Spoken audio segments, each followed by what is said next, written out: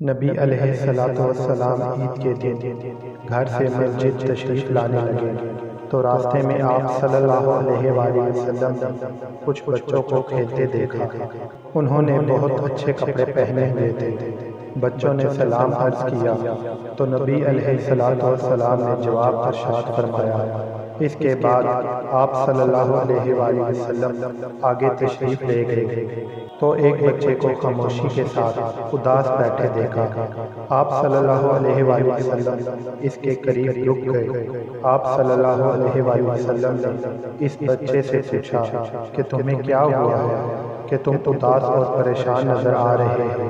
اس نے رو کر کہا، اے اللہ کے محبوب صلی اللہ علیہ وآلہ وسلم، میں یتیم مدینہ ہوں، میرے سر پر باپ کا سایہ نہیں ہے جو میرے لیے کپڑے لا دیتا، میری امی مجھے نہلا کر کپڑے پہنا دیتی، اس لیے میں یہاں اداس بیٹھا ہوں۔ نبی علیہ الصلوۃ والسلام نے اسے فرمایا کہ تم میرے ساتھ آؤ۔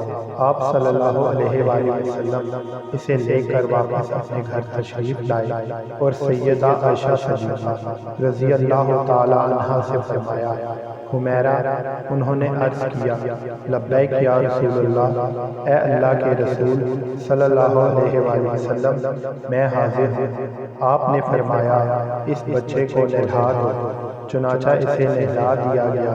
اتنے میں نبی کریم صلی اللہ علیہ وآلہ وسلم نے اپنی چادر کے دو ٹکڑے کر دیے۔ کپڑے کا ایک ٹکڑا اسے تہبند کی طرح باندھ دیا اور دوسرا اس کے بدن پر لپیٹ دیا گیا۔ پھر اس کے سر پر تیل لگا کر کنگھی کی گئی، حتیٰ کہ جب وہ بچہ تیار ہو گیا اور نبی علیہ الصلوۃ والسلام کے ساتھ چلنے لگا تو نبی علیہ الصلوۃ والسلام نیچے بیٹھ گئے اور اس بچے کو فرمایا، آج تو پیدل چل کر مسجد میں نہیں جائے گا بلکہ میرے نبوت والے کندھوں پر سوار ہو کر جائے گا۔ نبی علیہ الصلوۃ والسلام نے اس بچے کو کندھوں پر سوار کر لیا اور اسی حالت میں اسی گلی میں تشریف لائے جس میں بچے کھیل رہے تھے۔ جب بچوں نے یہ معاملہ دیکھا تو وہ رو رو کر کہنے لگے، کاش ہم بھی یتیم ہوتے اور آج ہمیں نبی کریم علیہ الصلوۃ والسلام کے نبوت والے کندھوں پر سوار ہونے کا شرف حاصل ہوتا۔ نبی علیہ الصلوۃ والسلام جب مسجد میں تشریف لائے تو آپ صلی اللہ علیہ وآلہ وسلم ممبر پر بیٹھ گئے تو وہ بچہ نیچے بیٹھنے لگا۔ نبی علیہ الصلوۃ والسلام نے اسے اشارہ کر کے فرمایا کہ تم آج زمین پر نہیں بیٹھو گے۔